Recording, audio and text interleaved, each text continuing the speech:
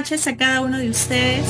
Les agradecemos por unirse una vez más en esta oportunidad a nuestra séptima videoconferencia que realiza APINEMA, la Asociación Peruana de Investigación en Educación Matemática, con motivo de la celebración del Día Internacional de las Matemáticas. Como sabemos, esta celebración es un proyecto de la Unión Matemática Internacional y fue proclamada por la UNESCO. La Asociación Peruana de Investigación en Educación Matemática, APINEMA, celebra este día desarrollando este ciclo de videoconferencias gratuitas dirigidas a cada uno de los docentes de matemática de los diversos niveles educativos, tanto de nuestro país como de otros países que también nos acompañan. El tema de este año para la celebración del Día Internacional de las Matemáticas ha sido Matemáticas, Arte y Creatividad. Nuestro ciclo de videoconferencias 2025 se llevó a cabo desde el 3 de marzo y el día de hoy está finalizando, 14 de abril del 2025, con una muy interesante videoconferencia que es transmitida a través de la plataforma Zoom y retransmitida a través del Facebook de APINEMA. El día de hoy, como ya les mencionaba, es nuestra séptima videoconferencia denominada ¿De dónde vienen los buenos problemas de matemática? Y está a cargo del magíster Carlos Torres. Voy a leer una breve reseña de él. Carlos Torres es magíster en enseñanza de las matemáticas por la Pontificia Universidad Católica del Perú. Es licenciado en educación en la especialidad de matemática y física por la Universidad Nacional Mayor de San Marcos. Cuenta con experiencia como docente en el nivel primario, secundario y universitario en la Pontificia Universidad Católica del Perú y en la Universidad Nacional Mayor de San Marcos, así como en diversos cursos de capacitación durante el marco de programas de la Academia Nacional de Ciencias de Perú. Es especialista en evaluaciones estandarizadas de matemática a gran escala. Ha participado como expositor en congresos internacionales de educación matemática de reconocido prestigio, como el ICME, el PME y RELME. Bienvenido, Carlos. Un gusto tenerte con nosotros. Bueno, buenas tardes, noches a todos. No sé si me escucha bien. ¿Te Ah, escuchamos bien? Voy a ya, dejar de compartir mi pantalla para que puedas dar inicio a la videoconferencia. ya. Gracias.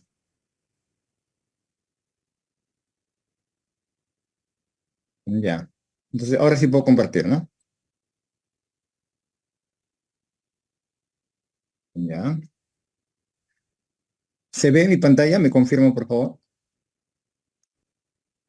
Sí, todo en orden. Ya. Sí, ya puedo iniciar, pues, ¿no? Adelante, Carlos. Bueno.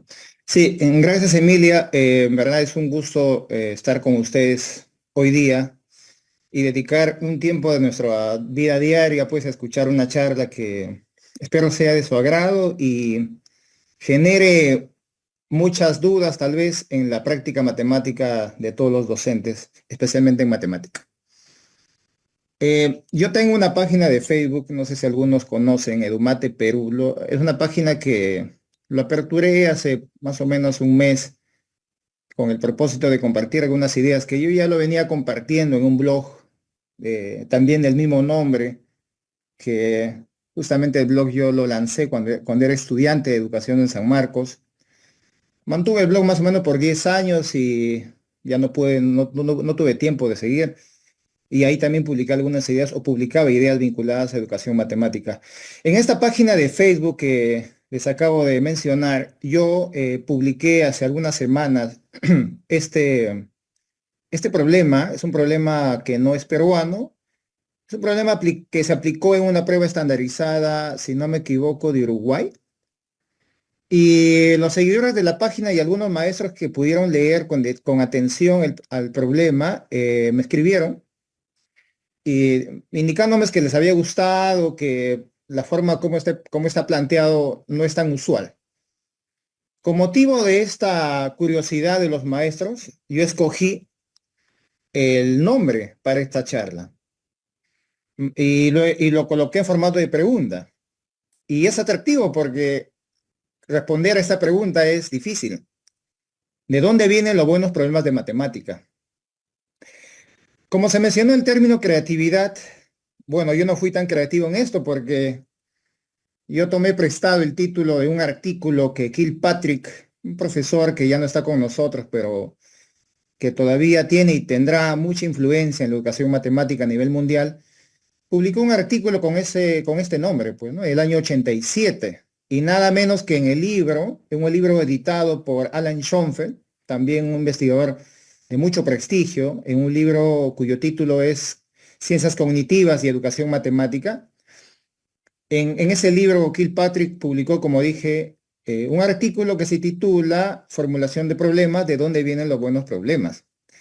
Entonces yo tomé prestado, con el permiso del profesor Kilpatrick, parte del título en esta charla, y espero que con lo que yo presente se intente responder un poco a lo que él plasma en ese artículo que se publicó hace casi 40 años, imagínense. O sea, el asunto de esa preocupación de, digamos, ese cuestionamiento de dónde vienen los buenos problemas de matemática no es un cuestionamiento de hace 2 años, de hace 10 años, es ya casi medio siglo y un poco más. Bueno, entrando de lleno a la exposición, como estamos hablando de problemas, yo he colocado acá una idea muy básica tal vez, porque hay muchos autores que distinguen entre ejercicio, problema, y me atrevo también a indicar que en esta presentación, que tiene el propósito de ser no tan técnico, pero no por eso voy a dejar de citar a estudios, investigadores, porque yo creo fervientemente que cuando uno da una opinión, tiene que ser una opinión sustentada. Entonces, acá citamos, por ejemplo, las palabras del profesor Paul Seitz, profesor que tiene un libro muy bonito de Olimpiadas de Matemática, que lo publicó en 2016, profesor norteamericano. En las primeras páginas de este texto, él muestra muestra la diferencia entre un ejercicio y un problema. En pocas palabras, él menciona que un ejercicio es una tarea que una persona ya sabe cómo responderla, cómo resolverla. Entonces, como que ya conoce el camino de solución. En contraparte, un problema exige un esfuerzo cognitivo, porque claro, un problema es problema, como su nombre lo dice, porque no sabemos cómo resolverlo. Y justamente esa necesidad de hallar un camino de solución va a exigir un esfuerzo cognitivo, que involucra distintas habilidades como la exploración, la reflexión. Voy a colocar acá dos tareas, o de manera más general, dos situaciones. Por ejemplo, esta situación que ustedes están viendo calcula ¿no? la potencia o el resultado de 125 al cuadrado. Para muchos esto puede ser un ejercicio, ¿no? Digo para muchos porque eso depende de la perspectiva. Si yo planteo esta situación a un estudiante que está empezando, por ejemplo, el aprendizaje de la potenciación, podría ser un problema. Pero un estudiante que ya maneja la noción, seguramente será un ejercicio. Los estudiosos de la materia, al ejercicio lo denomina también problema rutinario. Ahora, en la derecha ustedes pueden ver una situación que podría ser un problema propiamente, un problema retador en todo caso, porque ahí se pide la suma de fracciones cuyo denominador es expresado con el producto de dos números y que la solución tal vez la persona que se enfrenta a esta situación no sepa pues el camino de solución previamente. En ese caso, esto sería un problema para esa persona. Pero voy a insistir, cuando uno tiene que asignar la categoría de ejercicio problema, tiene que analizar distintos factores. En pocas palabras, un ejercicio para una persona puede ser un problema para otra. Entonces, haciendo esta distinción, vamos a ir un poco más digamos, de lleno ya a lo que quiero compartir.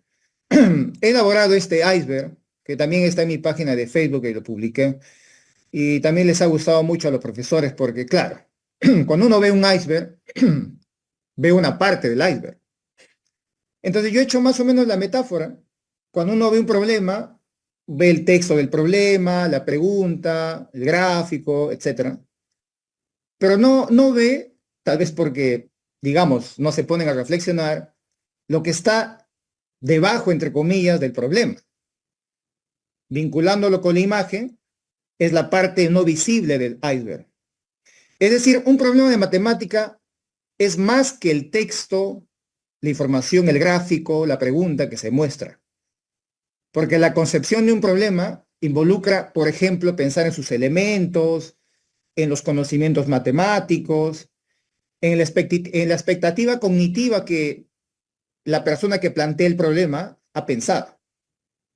Entonces, esta imagen, digo, es muy importante porque más adelante voy a volver a tocar digamos, el aspecto vinculado al contenido y los elementos. Bueno, volviendo a la pregunta de de dónde vienen los buenos problemas, bueno, ajustando la pregunta como lo hizo el profesor Kilpatrick, bueno, vamos a preguntar de dónde vienen los buenos problemas de matemática. Y citando las palabras del profesor Kilpatrick, como ya dije hace más de 40 años, o hace casi 40 años, perdón, él menciona en su artículo que los buenos problemas vienen de los buenos profesores de matemática, de los buenos textos de matemática, pero también de los estudiantes. Y eso a mí me ha pasado, porque cuando yo cuando estuve en aula, mis estudiantes planteaban problemas y a veces planteaban problemas muy complejos que yo no sabía resolverla. Entonces, los buenos problemas también vienen de los estudiantes. Sin embargo, la fuente esencial y, digamos, primaria tal vez de los problemas interesantes es la vida cotidiana, la vida misma. Y esto tiene sentido porque cuando uno lee la historia de la matemática, en la época de los griegos, etcétera, por ejemplo, leemos a Euclides, a Tales, a Pitágoras, la preocupación de algunos de esos matemáticos digamos, por el planteamiento de problemas está vinculado a la vida cotidiana, digamos, alguna necesidad de resolver un problema de la vida diaria. Y también yo voy a aclarar un poco la terminología, no voy a ahondar en este tema porque no es una exposición académica. En español se hace uso de distintos términos para referirse a lo mismo. Por ejemplo, cuando uno piensa en planteamiento de problemas, puede pensar tal vez en invención, creación, formulación. Y esto también se evidencia en las investigaciones. Por ejemplo, Ayón y colaboradores usan el término invención en una de sus investigaciones del 2008. El profesor Malaspina usa el término creación. El profesor Miguel Cruz de Cuba usa formulación. Y el profesor Jim Fakay, que si bien es cierto, él escribe en inglés, pero ya les adelanto, el 2023 publicó la traducción de uno de sus artículos muy importantes que yo los invito a leer, que está citado está en la referencia de esta presentación. Publicó un artículo y utilizó el término planteamiento. Entonces, yo voy a usar en esta oportunidad planteamiento de problemas. Como digo, el sustento no es el escenario para mostrarlo, pero hay un sustento académico detrás de esto. Entonces, hablemos de planteamiento de problemas matemáticos. Voy a posicionarme en la definición del profesor Malaspina porque a mí me parece que es una definición general y abarca necesidades específicas en el docente. El profesor Malaspina indica que cuando hablamos de planteamiento de problemas, bueno, es un proceso, ¿no? Él dice que el planteamiento de problemas de matemática es un proceso mediante el cual se obtiene un nuevo problema. Y esto es importante. Se obtiene un nuevo problema. Y ya sea por variación o por elaboración. Claro, porque el profesor Malaspina propone dos vías, dos caminos, dos estrategias para obtener problemas. Cuando él indica que es por variación, se refiere a que se parte de un problema previamente dado. Y esta actividad de planteamiento o esta estrategia es utilizada tal vez por muchos docentes. Me atrevo a decir por la mayoría. Porque si vemos un problema de matemática, bueno, pues voy a cambiarle un dato y obtengo un problema nuevo. Pero la segunda estrategia que él denomina por elaboración tal vez no es tan usual para algunos maestros, porque en este caso hay que partir de una situación, y una situación en general puede ser una imagen, una historia, cualquier artefacto que nos sirva, por ejemplo, para que nosotros planteemos problemas. Más adelante voy a mostrar algunos ejemplos de cómo se puede utilizar estas dos estrategias de planteamiento de problemas. Bien, también voy a utilizar, también otra vez citando al profesor Malaspina. Claro, ustedes dirán, ¿por qué citas mucho a Malaspina, no? Porque el profesor Malaspina fue mi asesor de tesis. Y más o menos yo coincido con muchos puntos de vista que él propone. Y coincido también con esta propuesta que él habla acerca de los elementos básicos de un problema. Él menciona que un problema, o que todo probablemente, digamos, debe tener 4 elementos básicos. Uno de ellos es la información, lo que comúnmente conocemos como los datos, las condiciones, las relaciones que se proponen.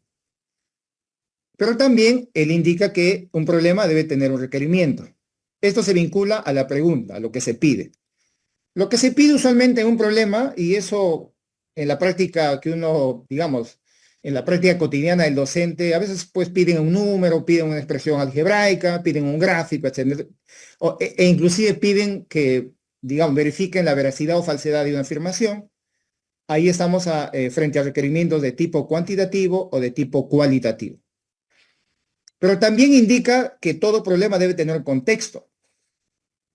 Y en esto voy a detenerme un poco porque el profesor Malaspina utiliza, y me parece práctico, utilizar el contexto intramatemático vinculado a lo formal, al mundo de las matemáticas, vamos a decir, y utiliza el término extramatemático para situar los problemas que intentan recrear algo de la realidad.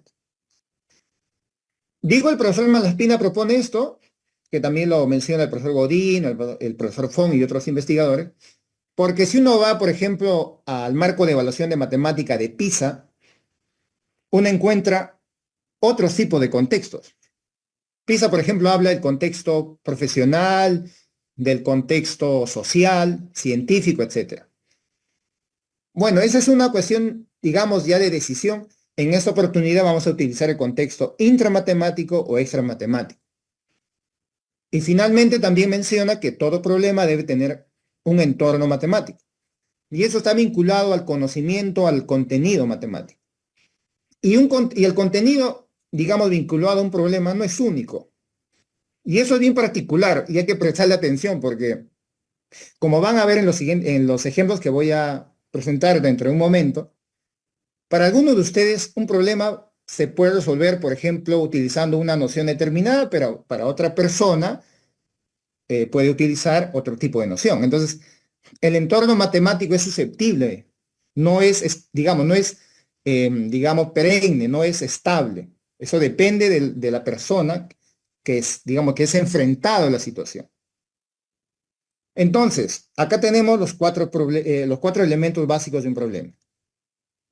Como dije hace un momento, voy a mostrar algunos ejemplos planteados utilizando la estrategia por variación.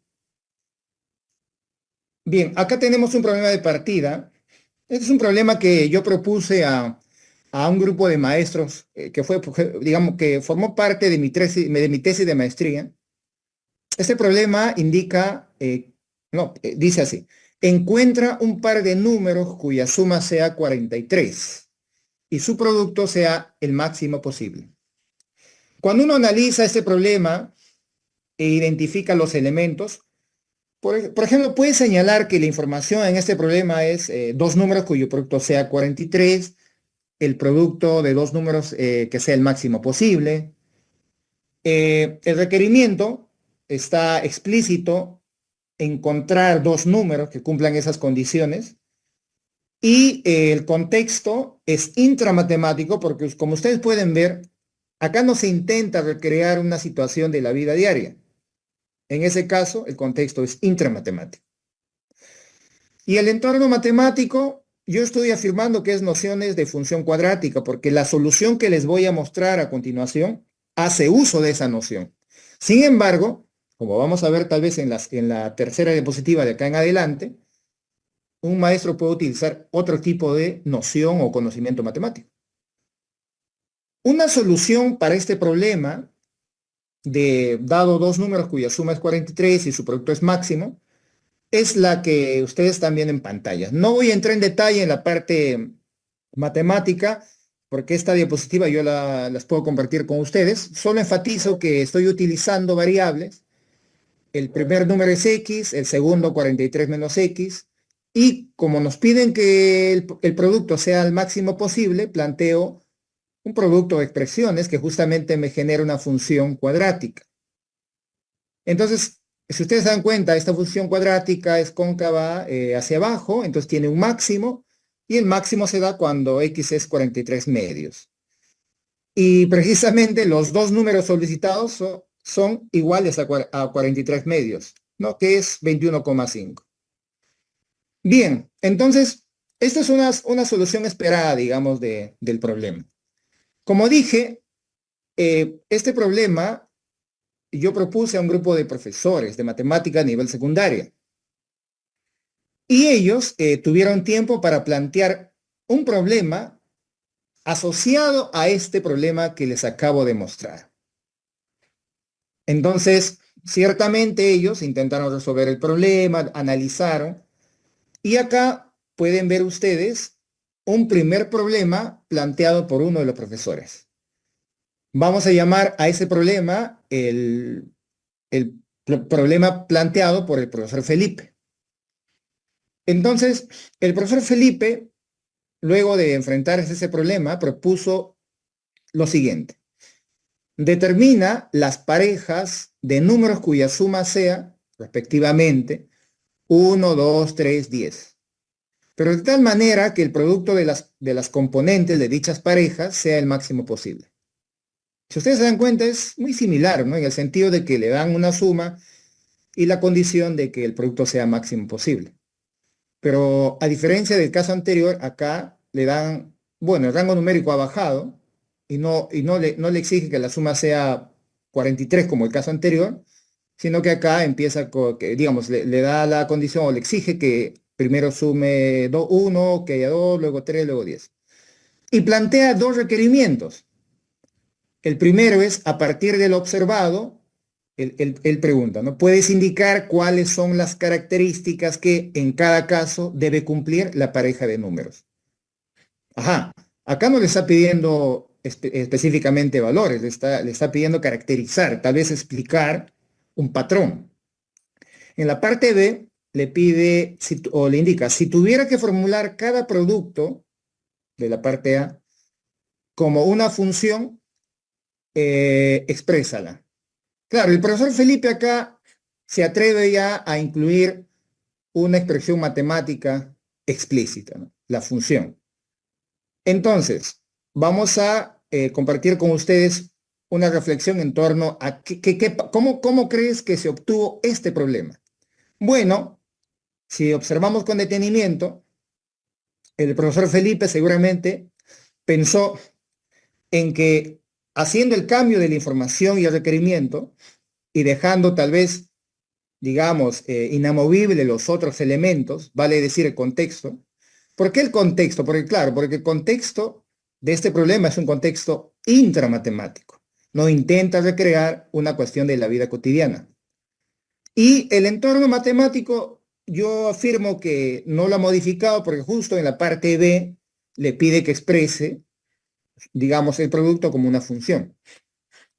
Entonces, la pregunta acá es, ¿y por qué el profesor, cuál ha sido la intención de plantearlo de esta manera? Yo me atrevo a decir que acá ha habido una intención didáctica. Tal vez él ha querido facilitar la solución del problema previamente dado y que bajo la perspectiva del profesor, este problema es un problema más básico, digamos así. Entonces, ahí hay una intención didáctica. Siguiente problema. El siguiente fue planteado por la profesora Noelia. El problema dice así. En un centro de estudios se realizó un concurso muy particular. Se formaron varias parejas donde cada una de ellas recolectó 20 banderines en un juego de carreras con la condición de que la pareja ganadora sería aquella en que el producto de la cantidad de los banderines recolectados por cada integrante sea el máximo valor. El resultado fue que varias parejas recolectaron 20 banderines, pero hubo una sola pareja ganadora. La primera pregunta de la profesora Noelia es, ¿cuántos banderines recolectó cada integrante de la pareja ganadora? Ajá. En la parte B, ¿cuál es el producto máximo ganador y cómo puede determinarlo? Y finalmente propone, ¿cómo puedes comprobar tu respuesta?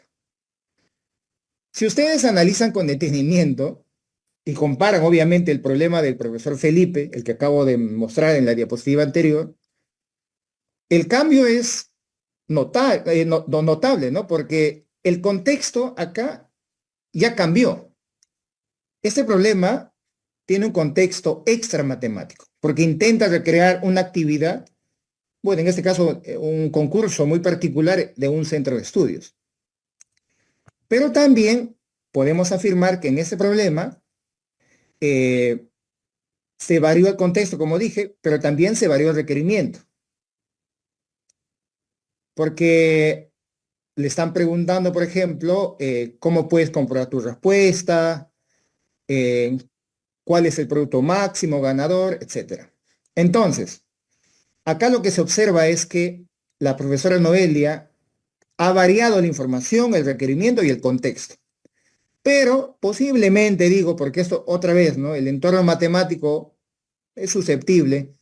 Yo afirmo que no ha intentado cambiar el entorno matemático porque tal vez está promoviendo a los estudiantes la noción de función.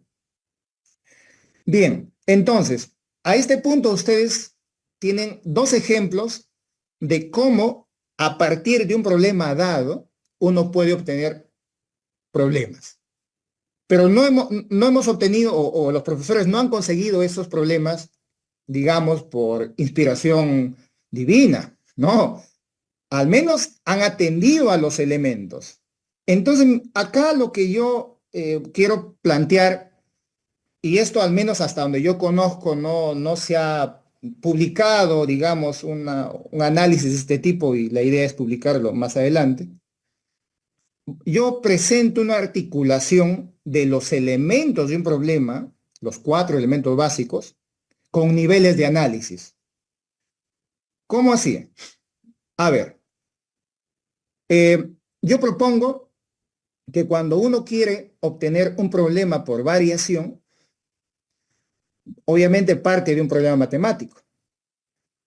Pero luego hay un primer nivel de análisis. Ese primer nivel de análisis es la identificación de los elementos del problema. La información, el requerimiento, el contexto y el entorno matemático. Es un primer nivel de análisis. Luego viene un segundo nivel. En este segundo nivel, yo estoy incluyendo la estrategia que, otra vez, esta estrategia no es mía, he tomado prestado tal vez del profesor Walter E. Brown, profesores norteamericanos, que igual que Kilpatrick ya desde hace más de 40 años, se preguntaban, pues, cómo uno puede obtener problemas, y en este caso ellos plantearon una estrategia. Y la estrategia es, ¿qué pasaría si? Entonces, el segundo nivel de análisis se vincula a cuestionar los elementos del problema. Por ejemplo, si identificamos la información en un problema y cuestionamos, por ejemplo, en el caso de la suma de dos números que es 43, ya yo cuestiono, ¿ya qué pasaría si fuera 20? ¿Qué pasaría si fuera 30? Y puedo seguir cuestionando la información o la condición y genero cada modificación o cada cuestionamiento de algún elemento de la información te va a generar un nuevo problema. Entonces, si hacemos esto con cada uno de los elementos, vamos a obtener un montón de problemas, ¿no? Entonces, solo para sintetizar esta parte, yo creo que esta articulación con niveles de análisis, nivel 1, nivel 2, se puede llevar a la formación docente, inclusive también a la práctica misma del profesor de matemáticas. Yo no estoy exigiendo que eso se haga todos los días, no, yo creo que es imposible. pero al menos en algún problema interesante que uno desea plantear a los estudiantes, haga el ejercicio de hacer o de someter a los dos niveles que propongo acá. Ahora, este esquema, este esquema de análisis es muy parecido, no es igual obviamente, a lo que presenta Lavi y Versatsky, son profesores de Israel, que en 2003 presentaron un esquema parecido. Yo he tomado como referencia su trabajo y propongo estos dos niveles. Entonces, estos dos niveles voy a usarlo ahora cuando presente también ejemplos de problemas. Sigamos. Bueno, entonces ahora, como ya les mostré la articulación de los dos niveles de análisis, vamos a, bueno, yo le voy a mostrar algunos problemas planteados usando la estrategia por variación y la estrategia que pasaría así. Bien, acá les he traído un problema. Es un problema sobre conteo. Hay que tener mucho cuidado con esto porque, digamos, bueno, hay que vincular, ¿no? El principio de multiplicación, etcétera. A ver, dice así. Sara trabaja como curadora en un museo, ¿no? Es una persona que se encarga de colocar los cuadros en las paredes, pues, en las galerías, etcétera. Entonces, ella tiene a su disposición tres cuadros famosos, ¿no? Cuadros distintos, creado por un pintor distinto cada uno, digamos. Y desea exhibirlos en una pared de la galería, de tal manera que los cuadros formen una fila, es decir, estén ordenados horizontalmente. ¿De cuántas formas distintas puede Sara organizar los cuadros para la exhibición? Ya bueno, este es un problema tal vez para algunos de ustedes muy elemental. Sin embargo, esto me sirve como problema de partida. No se olviden que como estamos aplicando la estrategia por variación, yo necesito un problema de partida. Acá está el problema de partida. Primer nivel de análisis. Identificamos los elementos básicos. Bueno, tenemos la información. Hay tres cuadros distintos. La disposición horizontal de los cuadros en la pared. El requerimiento es la pregunta, ¿no? De cuántas formas distintas puede colocar los cuadros para la exhibición. El contexto es extra matemático porque otra vez se está intentando recrear una situación de la vida cotidiana. Y el entorno matemático, en este caso, es la noción de permutación simple. Ahora, otra vez, insisto, tal vez a usted le va a sonar un poco, digamos, cargoso esto, pero es que el entorno matemático, como digo, puede ser definido por el docente, guiado por el docente, o el estudiante puede plantear tal vez el entorno matemático. En este caso yo estoy planteando noción de permutación simple. Acá tengo una solución intuitiva de ese problema. Voy a explicarlo rápidamente, como digo, porque lo van a tener ustedes, van a tener la diapositiva y lo pueden analizar con más detalle. Bueno, se puede hacer uso de los diagramas de árbol acá para hallar, digamos, las formas de disponer o de colocar los cuadros. Si los cuadros son ABC, A, B y C, entonces, si primero colocamos el cuadro A, como ustedes pueden ver en este primer diagrama de árbol, si primero colocamos el cuadro A, luego puedo seguir, coloco el cuadro B, luego el C, o tal vez, si ya coloqué A, sigo con C y sigo con B. De este primer diagrama me salen dos formas. Y así sucesivamente, siempre y cuando el cuadro inicial sea A, B o C. Si hacemos el conteo de los tres diagramas de árbol, tenemos las 6 formas. Entonces, a la pregunta del problema, se tiene 6 formas distintas de colocar los cuadros para la exhibición. Como ustedes se han dado cuenta, no es un problema demasiado complejo. Es elemental para nosotros, digamos, lo que estamos acá en esta charla. Si queremos ser un poco más formalistas, podremos vincular este razonamiento, esa forma de proceder, con un principio muy famoso, ¿no? El principio de multiplicación. Y este principio de multiplicación digamos, se apoya en una definición muy particular de independencia de sucesos. Por eso multiplico, ¿no? Porque, claro, vamos a explicarlo brevemente. Si nos piden colocar 3 cuadros en la pared, imagínense que en la primera posición yo tengo la opción de colocar cualquiera de los tres, por eso he colocado 3 acá. Luego, como ya coloqué 1 en la primera posición, en la segunda dispongo solo de 2 y finalmente en la tercera la que queda, que es un cuadro. Como dije, por el principio de independencia también de sucesos, multiplico y sale 6. Y esto se expresa como factorial de 3. Bien, entonces esto es una solución intuitiva. Ojo, esto es el problema de partida.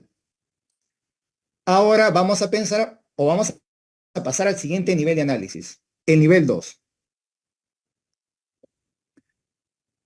En el nivel 2, como ustedes han visto en el diagrama, hay que utilizar la estrategia ¿qué pasaría si?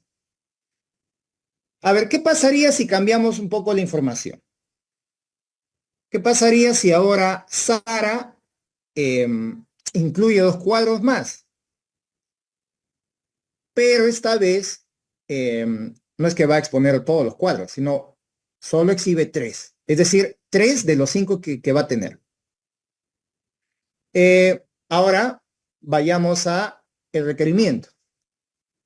El requerimiento va a ser, ¿qué pasaría si se debe expresar la respuesta en términos de factorial? Ajá. Y variamos también el entorno matemático. ¿Qué pasaría si ahora se quiere usar la noción de variación simple? Entonces, acá hay 3 ideas en el nivel 2, ¿no? De análisis. Variamos la información, el requerimiento y el entorno matemático. Entonces tenemos este problema de acá. El mismo contexto.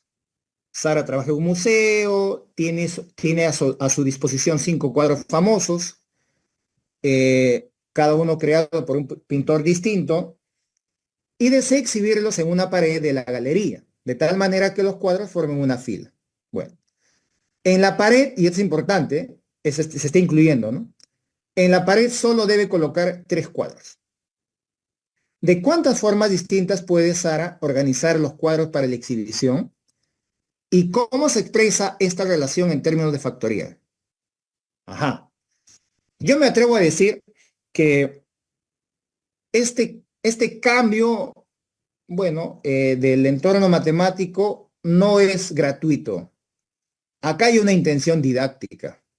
Vamos a ver. Cuando uno intenta resolver este problema, no me voy a detener, y ustedes creo que lo pueden hacer con más detalle tal vez. Yo voy a hacer uso del principio de multiplicación. Bueno, utilizando el principio de multiplicación, hay 60 formas distintas de colocar los cuadros. Ya, entonces ya contestamos a la primera pregunta, ¿de cuántas formas? ¿Y cómo se responde a la segunda? ¿Cómo se expresa este valor, 60, en términos de factorial? Ajá, y dije que acá hay una intención didáctica. Veamos. Entonces, claro, si 5 por 4 por 3 es igual a 60, vamos a tratar de hacer algo para que aparezca el factorial. Bueno, hagamos esto, mira. Multiplicamos por 2 y por 1 y luego dividimos por 2 y por 1. Entonces, expresado en factorial, este 60, que es 5 por 4 por 3, es factorial de 5 dividido por factorial de 2.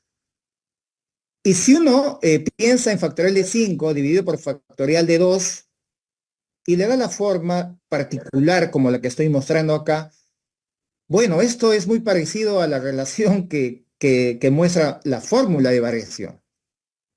Entonces, como dije, el entorno matemático se cambió por un propósito didáctico. Tal vez el que ha creado, el que ha planteado este problema, tiene la intención de que el estudiante construya o se acerque a la idea de variación. Entonces, se ha variado finalmente acá la información al requerimiento con el propósito, como dije, de acercar a la noción de variación. Propósito didáctico. Y acá, solo como una referencia, tenemos la definición de variación simple, ¿no? Y si ustedes analizan, esta expresión muy genérica se vincula a la que está propuesta acá numéricamente. Muy bien. Ahora vamos a presentar un siguiente problema, también tomando como referencia el problema inicial de Sara. Eh, ¿Qué pasaría si ahora variamos la información y el requerimiento de la siguiente manera? ¿Qué pasaría si otro museo ha contactado a Sara y quiere que le preste 3 de los 5 cuadros? 3 de los 5 cuadros, cualesquiera, para una nueva exhibición. ¿De cuántas formas puede Sara escoger 3 cuadros para enviárselos al otro museo? Ajá. Esta variación, si lo vemos como en términos de conjuntos, acá las preguntas intentan vincular, por ejemplo, esta pregunta, ¿no? ¿Cuántos subconjuntos con 3 elementos pueden formarse de un conjunto de 5 elementos? Ahora, esto no sé si a ustedes les recuerda algo, ¿no? A mí como que ya me está jalando un poquito la idea de que acá están buscando tal vez vincular la noción de combinación. Veamos. El problema planteado sería el siguiente, con este cambio. Eh, Sara trabaja como curadora en un museo, lo mismo. Tiene a su disposición 5 cuadros famosos, creados cada uno por un pintor distinto. Y acá viene la inclusión, ¿no? Otro museo la ha contactado y quiere que le preste 3 de los 5 cuadros cualesquiera para una nueva exhibición. Ajá, acá se incluyó esta variación. La pregunta es, ¿de cuántas formas puede Sara escoger 3 cuadros para enviárselo al otro museo? Muy bien, ya. Am, Como dije, la respuesta a este problema, a este segundo problema, se vincula, ojo, se vincula, no estoy diciendo que se tenga que hacer uso de la noción de combinación o combinatoria. Conlleva. Y veamos cómo se puede acercar a esa noción. Bueno, antes de presentar ello, reflexionamos brevemente sobre la variación. Se varió la información al requerimiento y acá viene lo importante, como digo.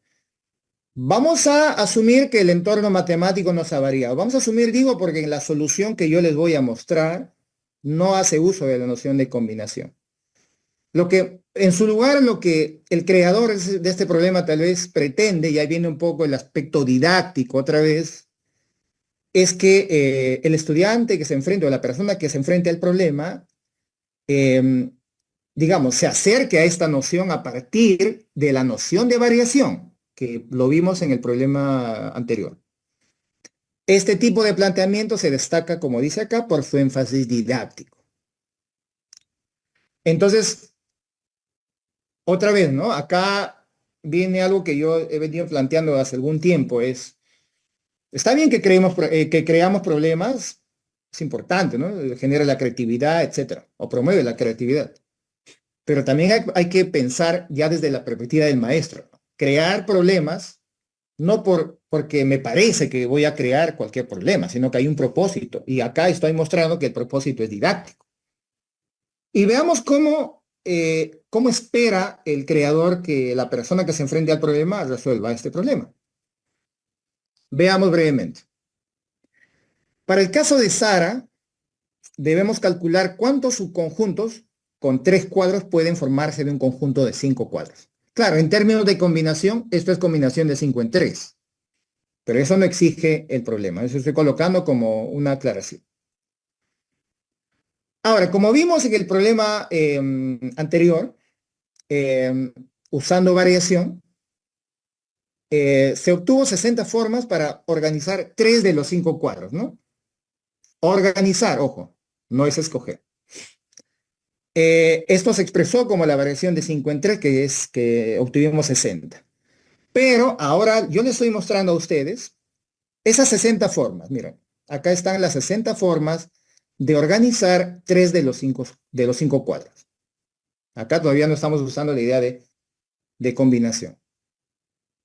Entonces, voy a tomar como referencia todas estas formas de organizar los cuadros y hagamos un análisis. Si vemos la primera fila, la posición de los cuadros A, B y C están cambiando, ¿no es cierto? Son todas las formas de posicionar, digamos, los 3 cuadros, y todas estas formas se distinguen. Se distinguen por su orden. Ajá. Entonces podemos decir que en la primera fila de esta lista se tiene 6 formas posibles de organizar los cuadros, que se puede expresar como el factorial de 3. Claro, son todas las formas posibles de organizar los cuadros A, B y C.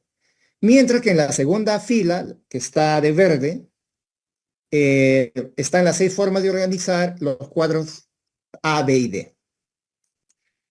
En general, si seguimos analizando las filas, cada fila de esta lista contiene 6 posibles formas de organizar 3 cuadros seleccionados, ¿no? De un total de 5.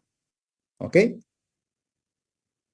Ahora, si el orden no importa, si el orden no es relevante en la organización, entonces, claro, los distintos ordenamientos de las filas o dentro de cada fila serían las mismas, si no importara el orden. Entonces, si hay 6 ordenamientos por cada fila y contamos las filas, tenemos 10 formas en las cuales el orden no importa. Si el orden no importa, pues claro, porque si a Sara le piden que escoja 3 de los 5, no importa el orden. En ese caso, hay 10 formas de escoger 3 de los 5 cuadros para enviarlos al otro museo. Ajá.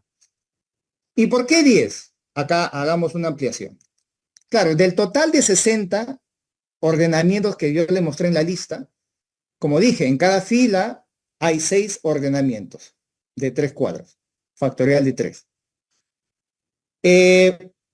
Pero una manera de obtener estas 10 formas, más allá del conteo de cada fila, es dividir, ¿no? Los 60 ordenamientos entre los ordenamientos posibles por cada fila, es decir, 60 entre 6, que te da 10. Pero 60 entre 6 es lo mismo que 60 dividido por factorial de 3. Y este factorial de 3 se puede expresar, digamos, de otra manera, ¿no? Porque 60 es factorial de 5 dividido por 5 menos 3 factorial. Entonces, si hacemos una sustitución de este 60 expresado como un cociente de factorial, obtenemos, perdón, lo siguiente. Y haciendo operaciones, obtenemos 10. Pero esta última expresión se vincula mucho a la relación de combinación simple, que está expresada en la fórmula.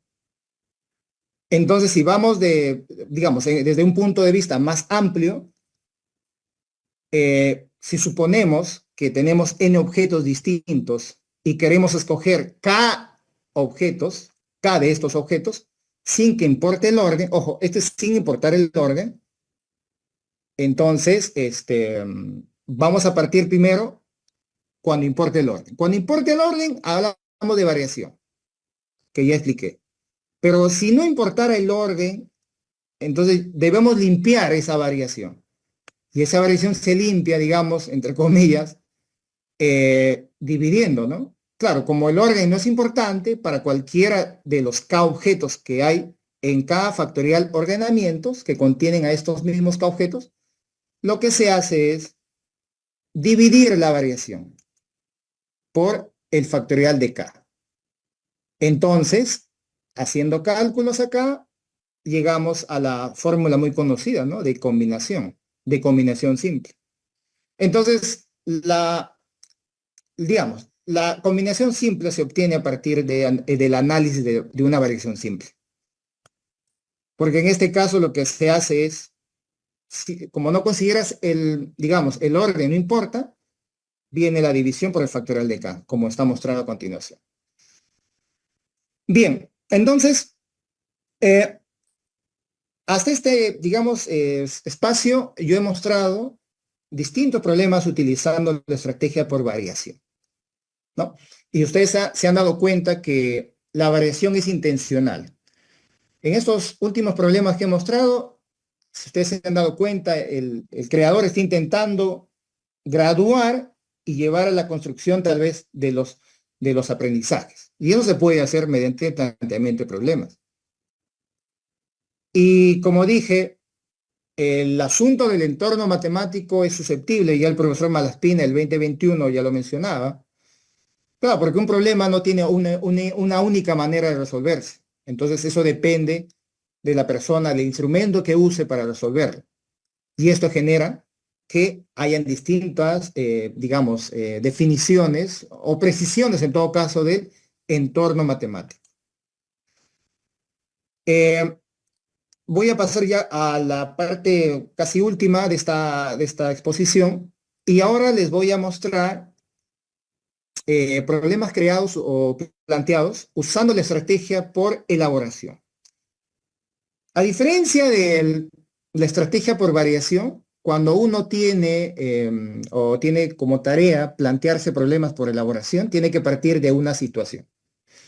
Y en este caso, la situación es una imagen, que yo lo he tomado prestado de una evaluación que se aplicó hace años acá en Perú. Entonces, si tenemos esta imagen, yo les pregunto a ustedes, acá tenemos la situación que está acá, ¿es un problema? ¿Qué faltaría para que sea un problema? ¿O qué preguntas uno puede plantear o incluir en esa situación para que sea un problema? Bueno, seguramente ustedes van a tener muchas ideas, distintas ideas. Pero antes de redactar el problema, digamos así, hay que plantear definiciones. Yo propongo que antes de plantear un problema, digamos, de forma completa, si estamos en la estrategia por elaboración, tenemos que definir previamente los elementos del problema. Si yo veo esta imagen, ya, voy a plantearme un problema. Ya, primero tengo que definir la información, el requerimiento, el contexto y el entorno matemático. Pero otra vez, esa definición no es una definición cualquiera, porque si el maestro va a plantear eso a un grupo de estudiantes, tienen que tomar en cuenta diversos aspectos. Por ejemplo, ¿qué pasaría si yo defino lo siguiente a partir de la imagen, ¿no? A ver, vamos a definir previamente la información, ya, que sea una secuencia de números que represente un patrón creciente. Muy bien. Les voy a pedir a los estudiantes que hay en el 10º término de una secuencia. Ajá, secuencia numérica tal vez, ya. Contexto, que sea extra matemático. Y que sea noción de patrón creciente. Ya, ya. Acá hay una precisión que tengo que hacer, creo que ahí sí. Acá en el contexto tiene que ser intramatemático, ¿ya? Acá hay un error de tipografía. Muy bien, entonces acá el contexto debe ser intramatemático. Entonces con estas definiciones yo tengo este problema. Este problema atiende a estas definiciones. ¿Y cuáles, digamos, vamos a hipotetizar, ¿no? Habrán sido las consideraciones didácticas para plantear esas definiciones? Tal vez el maestro tiene en mente promover estrategias heurísticas en los estudiantes, porque puede, en este caso le está pidiendo un término cercano de esta secuencia numérica. O tal vez le esté exigiendo a los estudiantes que se enfrenten a problemas de contexto intramatemáticos. Como digo, primero vamos a definir y luego plantear el problema. Esto es utilizando la estrategia por elaboración. Un segundo problema. A ver, ¿qué pasaría si ahora yo defino la información de la siguiente manera? 4 hojas sujetadas por ganchos en una cuerda siguiendo un patrón. Ajá. Bueno, esto está describiendo la imagen, ¿no? El requerimiento. Cantidad de ganchos para sujetar 50 hojas. Contexto extramatemático. Y el entorno matemático que sea noción de patrón creciente. Con esas definiciones previas, puedo plantear este problema. Sofía sujeta hojas del mismo tamaño en una cuerda utilizando ganchos. Ajá. Observa el patrón que emplea para sujetar estas hojas. Claro. Y luego la pregunta, ¿cuántos ganchos utilizará Sofía para colocar 50 hojas en la cuerda? Entonces, este problema atiende a estas definiciones previas. Entonces, vamos a hipotetizar en las cuestiones didácticas. Tal vez vamos a ver, el maestro que propuso o la maestra que propuso este problema esté pensando en promover en sus estudiantes estrategias heurísticas para obtener un término lejano, porque le pide, digamos, un término, en este caso, es para ganchos para colgar 50 hojas, acá solo tenemos 4. Entonces, tal vez este maestro o esta maestra esté pensando en acercar a los estudiantes a una idea de generalización, ¿no? También se puede suponer que se está queriendo promover tareas de contexto extra matemático, ¿no? Esto de la generalización es importante, ¿eh? No quiero pasar de alto, perdón, por alto este asunto porque al menos muchos coinciden, bueno, muchos investigadores también lo afirman. A nivel primario, por ejemplo, muchos docentes piensan que el estudiante no puede llegar a plantear generalizaciones, porque muchos vinculan la generalización con la expresión algebraica, pero no necesariamente. Hay estudios. Justo tuve un podcast con la profesora Estela Vallejo hace algunos días, que yo lo voy a subir a mi página de Facebook. Ella habla en ese podcast de el ejemplo generalizador, o sea, el ejemplo que generaliza y que forma parte de una demostración matemática. Entonces, eso hay que prestarle atención, ¿ya? Bien. Eh, Vamos a presentar, y me parece que este ya es el último. No, es el penúltimo. Perdón. Perdón. El penúltimo problema planteado por elaboración. A ver, definimos lo siguiente. A ver, la información. 4 hojas sujetadas por ganchos en una cuerda siguiendo un patrón. Ya, esto puede ser una descripción que se va a dar en la imagen. Requerimiento, cantidad de ganchos para sujetar n hojas. Ajá, ya no le dan un valor numérico, le están diciendo n hojas. El contexto es extra matemático. Y el entorno va a ser regla de formación de un patrón creciente. Bueno, con esas definiciones, propongamos este problema. Como se han dado cuenta, este problema, a diferencia de los otros que he presentado, es un problema de opción múltiple. Y es importante plantear problemas también de opción múltiple, porque cuando uno plantea un problema de este tipo, puede abordar en las opciones de respuesta, en los distractores, vincular tal vez o evidenciar en algunos estudiantes algunas creencias, algunos errores. En este problema, en la primera parte similar al último problema, no lo voy a leer. Acá lo que le pides, si n representa la cantidad de hojas que Sofía sujetó, ¿cuál de las siguientes expresiones permite calcular la cantidad total de ganchos que usó? Claro, el estudiante lo que tiene que hacer, y es normal, ¿no? Si tiene opciones, va a analizar las opciones. Dirá, pues, a ver, es 2n, ¿no? Porque hay 2 ganchos, 2n marcará la A, o 4n, la hojita tiene 4 esquinas, 4n. O la C, n más 2, ¿no? Va aumentando de 2. Acá hay 2 ganchos, cada vez aumenta en 2. O tal vez identifique 2 por n menos 1 más 4, que sería la respuesta. Entonces, mediante este problema, tal vez el profesor ha considerado desde la mirada didáctica que el estudiante se enfrente a la interpretación de reglas de formación de un patrón creciente. Es decir, a través de las opciones de respuesta, el estudiante tiene que interpretar esas expresiones y llegar a identificar la que se vincula al patrón que le están dando. Y otra vez, ¿no? Este contexto es del tipo extramatemático. También el profesor tal vez ha querido que el estudiante se enfrente a este tipo de problemas. Acá debo enfatizar que no es que un contexto extramatemático sea mejor que un intermatemático. Eso también es importante indicar. La matemática misma se compone por cuestiones ligadas a la realidad, pero también fuera de la realidad, ¿no? Por ejemplo, temas de teoría de números, algunos de ellos o muchos de ellos no tienen aplicación práctica ahora en la realidad, pero es matemática. Finalmente, y con esto ya voy a ir concluyendo, el cuarto problema. Este cuarto problema, mire, utiliza la misma definición de información. Describe lo que se da en la imagen, ¿no? 4 hojas sujetadas por ganchos en una cuerda, siguiendo un patrón.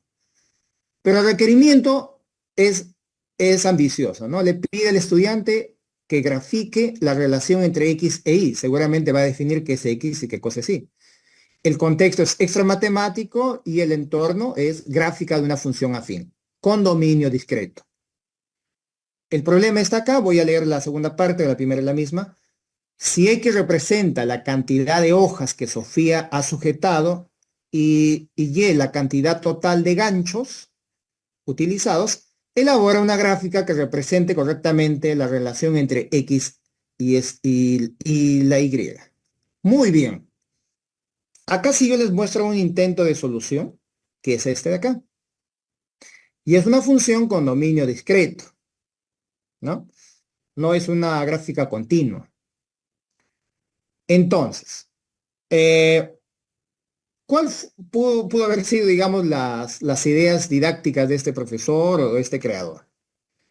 Tal vez busca que sus estudiantes expresen la relación entre dos variables usando representaciones gráficas, no necesariamente utilizando una tabla, ¿no? Y también que interpreten elementos y propiedades de una función afín. Claro, porque si le dan le exigen esta función, puede aprovechar para que el estudiante identifique los elementos, ¿no? Por ejemplo, intercepten el eje de la ordenada, lectura de coordenadas en el plano, etcétera, etcétera. Inclusive también la noción de pendiente.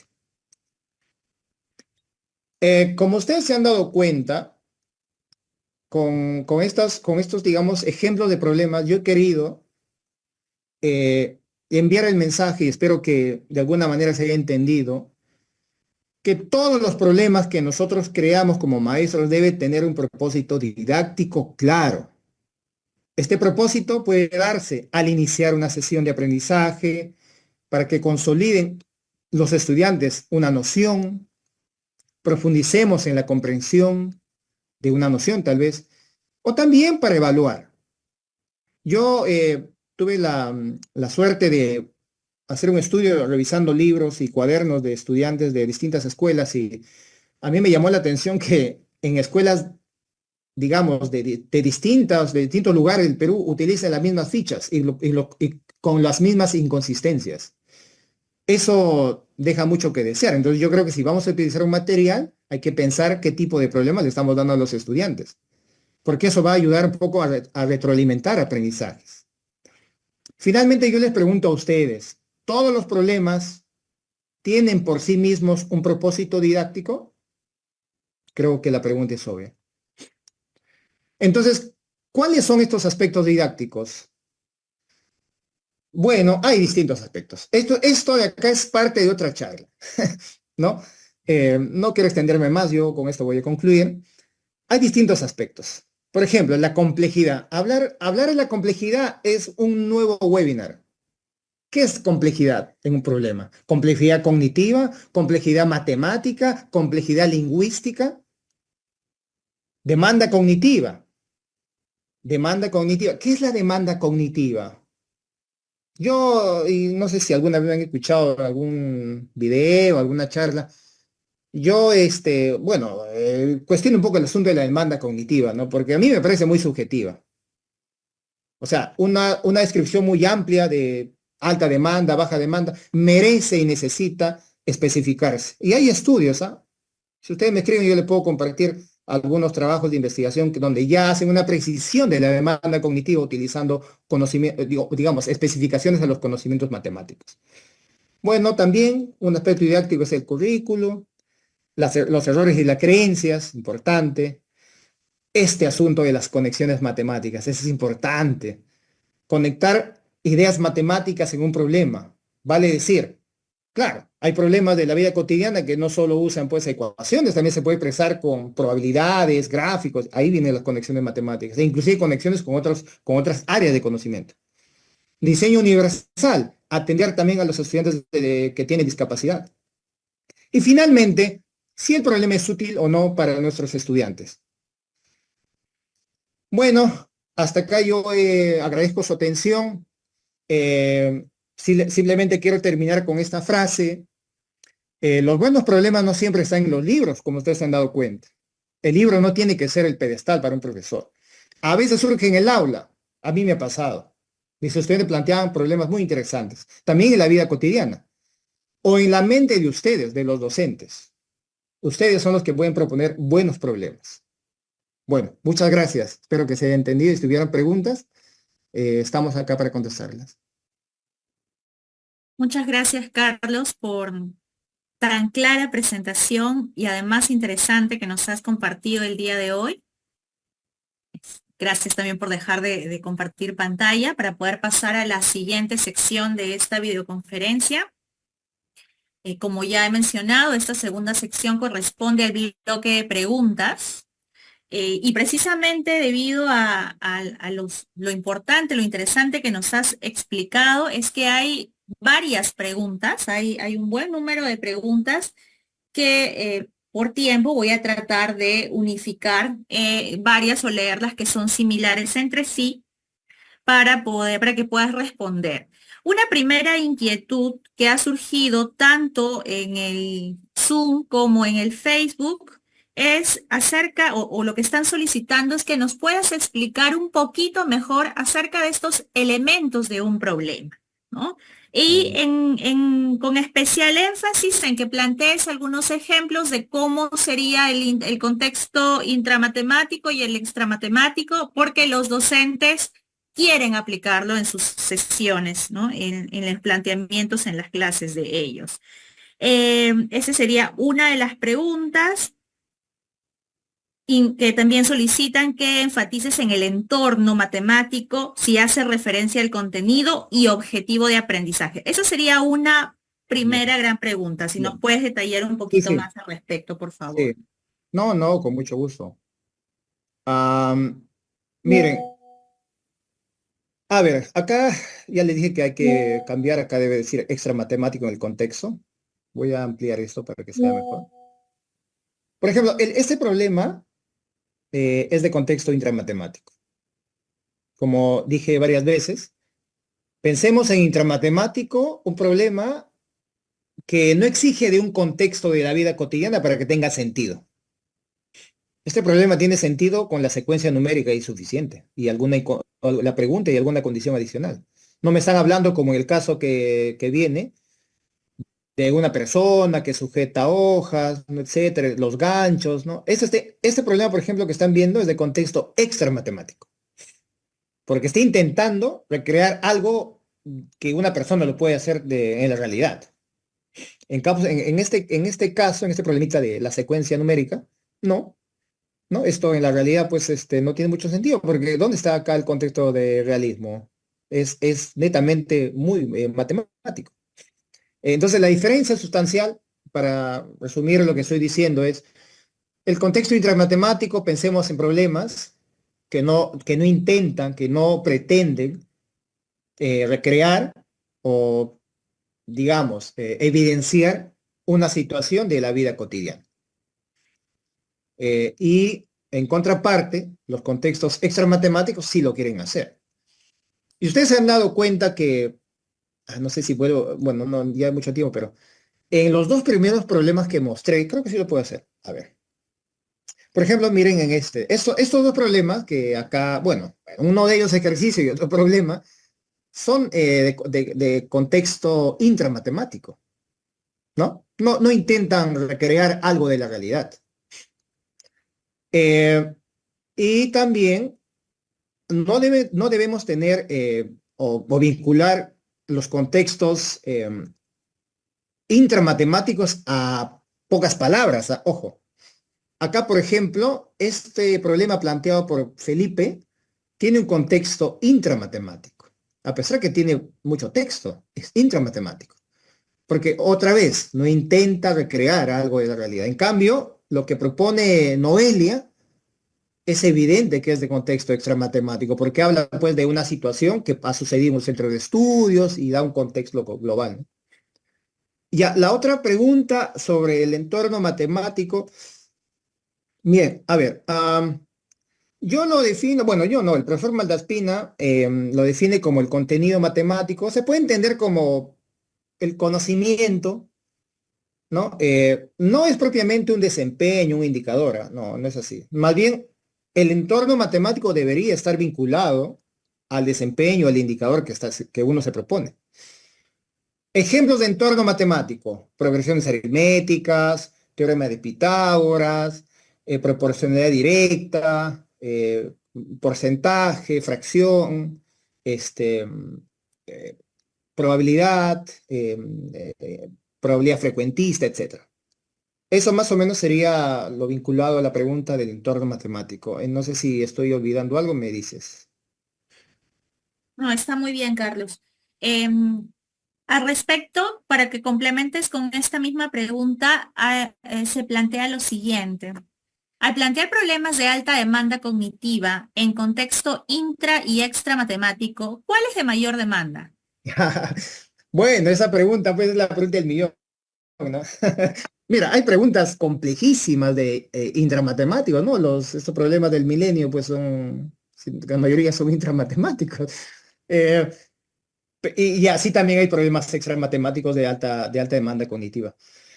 Yo simplemente quiero decir que no hay una categorización tajante, ¿no? No es que todos los intramatemáticos son de baja demanda o los extramatemáticos son de alta demanda cognitiva, pero sí debo precisar, y basado en estudios, si me escriben yo les puedo enviar la evidencia, al final voy a poner mi correo electrónico. Los estudios indican que los problemas que contienen textos, y que intentan recrear algo de la realidad, los extra matemáticos, que algunos también lo vinculan en el idioma inglés, hablan de problemas verbales, los problemas verbales, tienen más carga cognitiva, justamente por la lectura que uno tiene que hacer de esos problemas. Y eso hace ligeramente, vamos a decir entre comillas, le carga cognitivamente más al estudiante, podríamos decir más de alta demanda cognitiva, pero insisto, esto es debatible, ¿no? Pero ahí está la referencia. Gracias, Carlos. Lo que has mencionado acerca de que esto es relativo me lleva a consultarte otra inquietud también de los maestros, ¿no? ¿Qué característica debe tener un buen profesor o un buen texto para ofrecer problemas matemáticos de calidad? Entiendo que va por la misma línea, ¿no? Bueno, si yo supiera la respuesta, sería millonario, porque, porque en verdad, también no hay digamos, un conjunto de parámetros, ¿no?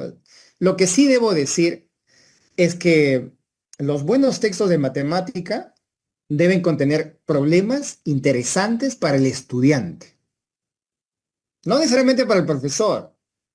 O sea, porque, claro, eso me pasó a mí a modo de anécdota chiquito nomás.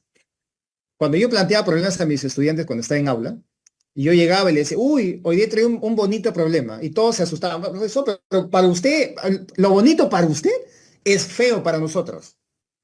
¿Eso qué indicaba? Que para ellos eso no era un problema, pues, era para mí. Entonces de ahí yo más o menos puse a pensar en qué sentido un problema es interesante, ¿no? Y en los textos uno puede identificar problemas de diverso tipo, problemas interesantes que generan conexiones matemáticas. En todo caso, como van a tener las diapositivas, en la última figura que mostré sobre los aspectos didácticos, ahí ustedes tomen en cuenta eso, ¿no? Por ejemplo, que atienda, por ejemplo, a conexiones matemáticas, que atienda a construcción de aprendizajes, que involucre representaciones de distinto tipo: algebraicas, gráficas, verbales, y así, en fin. Pero bueno, yo creo que esos aspectos, al menos si uno identifica un problema, puede asumir, digamos, que el problema no es tan feo, digamos así, pero no es fácil de responder esa pregunta, ¿no?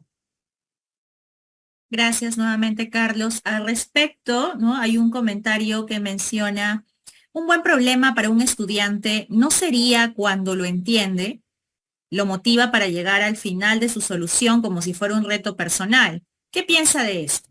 Claro, justo eso va en línea con lo que acabo de decir, ¿no? O sea, Exacto.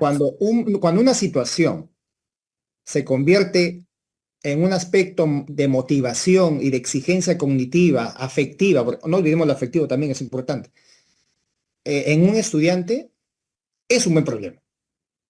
Ojo, no digo buen problema sinónimo a problema difícil, ¿ah? También hay que quitarse de la mente. O sea, hay problemas muy elementales que son atractivos para el estudiante, pero todo depende del propósito del maestro. El maestro acá es el que toma la decisión y en función al contexto donde está, debe escoger el problema e inclusive plantear nuevos problemas para sus estudiantes. Porque conoce cuál, por ejemplo, si está en un contexto de educación rural, no le van a poner un problema de un mall, ¿no? O sea, o de un ascensor, o sea, no tiene mucho sentido. Así que hay que, yo creo que esto es, digamos, relativo, digamos, también en función de las necesidades de los maestros y del contexto educativo. Gracias, Carlos. Ahora quisiera aprovechar este momento, ya que contamos con la presencia del doctor Uldarico Malaspina. Quisiera pedirle, doctor Uldarico, muy buenas noches, bienvenido a esta sala.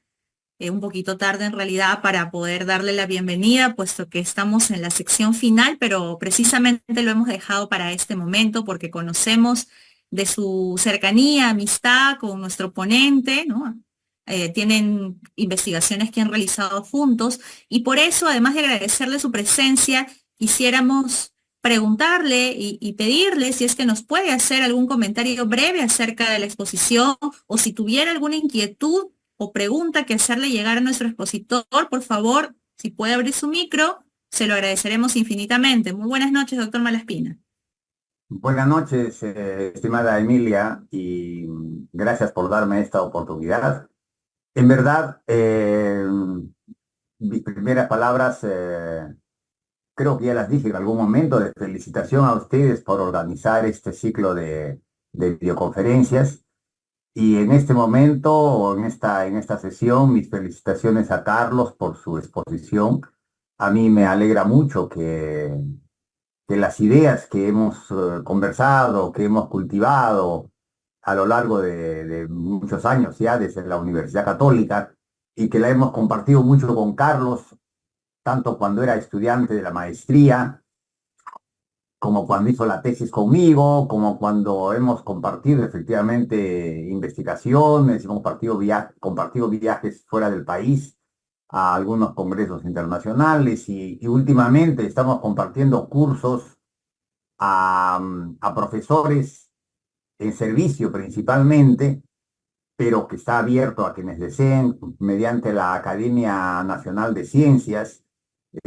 Ahí Carlos se encarga de organizar cómo hace la difusión, pero ahí participamos con él y con otros colegas para dar recursos, donde el énfasis es justamente la creación de problemas. Eh, Quizás aclarar un poquito. Carlos mencionó que hay diferentes maneras de llamar a esto, como formulación, planteamiento, creación, invención, etcétera, y que Malaspina usa creación, pero que él usa planteamiento. Pero si ustedes toman nota, el planteamiento lo ha utilizado 3 o 4 veces y creación lo ha utilizado a cada rato, ¿no? Y anecdóticamente, un pequeño detalle es que cuando se dice el creador de un problema, ¿cómo se diría con el plantear? El planteador de un problema, ¿no? Suena feo, ¿no? Además, crear problema, yo utilicé y utilizo el verbo crear porque está muy relacionado con creatividad, está directamente vinculado con creatividad. Y la creación de problemas está totalmente relacionado con la creatividad. Un mensaje que me parece importante darlo. Quizás Carlos Bruno ha planteado cosas muy interesantes, quizás pensando más en la secundaria, pero la creación de problemas puede hacerse desde la primaria, desde la educación inicial, realmente desde antes de la inicial, porque inclusive se pueden crear juegos como si fueran problemas, ¿me entienden? Entonces la creación de juegos está muy vinculada también con la creación de problemas y se pueden crear juegos que vayan estimulando determinados conceptos, determinadas nociones matemáticas, ¿no? Entonces, todo esto es realmente muy interesante. Y, por ejemplo, cuando preguntaban esto del contexto intramatemático y el extramatemático, en primaria podríamos decir, un contexto intramatemático es ¿cuánto es 10 menos 7? No, 10 menos 7. En cambio, si le dicen, Jaimito fue a comprar a la tienda y gastó, o sea, 7 soles, pero pagó con un billete de 10, ¿cuánto de vuelto le van a dar? Eso es contexto extra matemático, ¿no? Ese contexto extramatemático, el otro era contexto intramatemático, ¿no? Alguien podrá decir, no, pero 10 menos 7 es un ejercicio. Claro, pero todo eso es relativo, también lo enfatizó Carlos. Un ejercicio puede ser un ejercicio para determinada persona, pero puede ser un problema para otro. 125 al cuadrado él lo puso como un ejercicio, pero no necesariamente. Si le ponen a un niño de segundo grado, 125 al cuadrado es un problema, porque de repente no sabe multiplicar todavía 125 por 125. Entonces, ¿cómo lo va a hacer, no? Y si le dicen sin hacerlo, tendrá que ponerse a pensar en formas de cómo multiplicar 125 por 125. Eso ya es todo un problema, ¿no?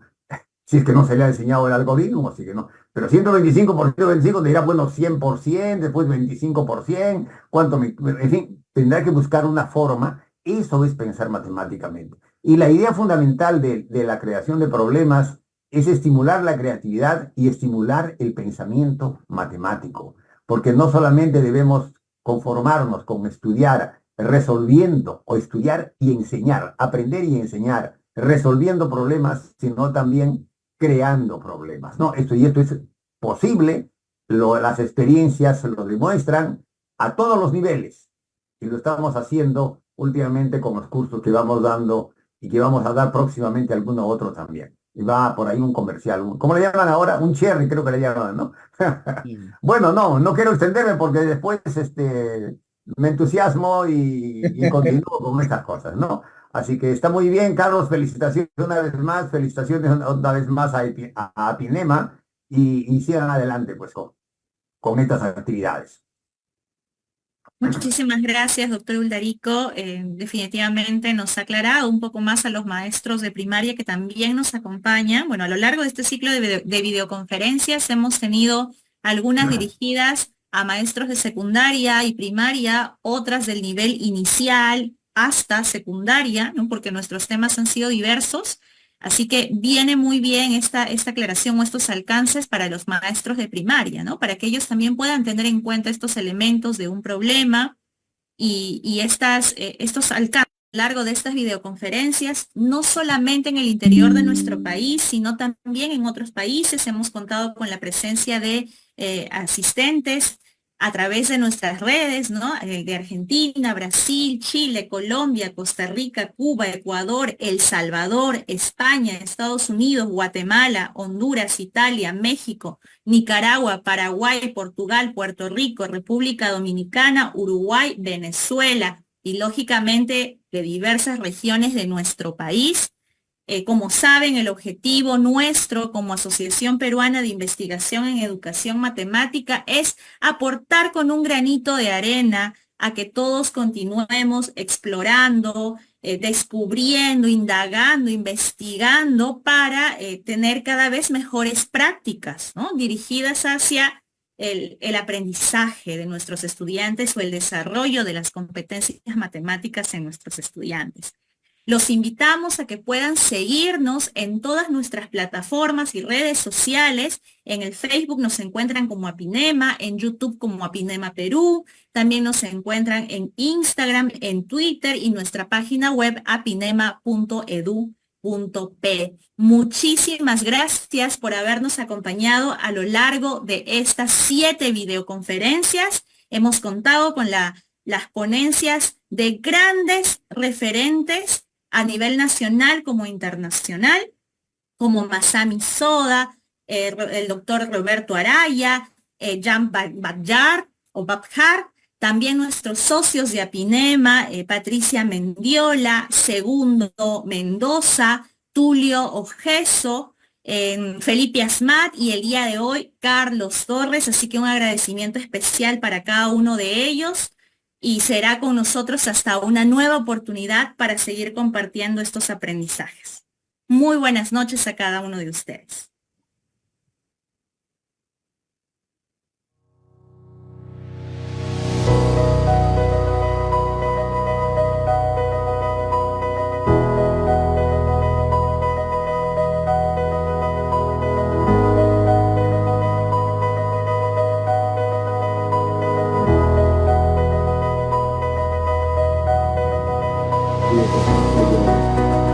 Gracias, César. Muchas gracias, Carlos. Gracias. gracias, doctor Uldarico. No sé si se encuentra en sala todavía.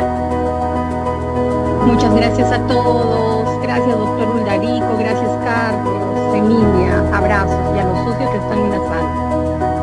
Gracias a ustedes. Todo muy bonito, todo muy bueno. Ya estamos en contacto, entonces gracias a todos los participantes.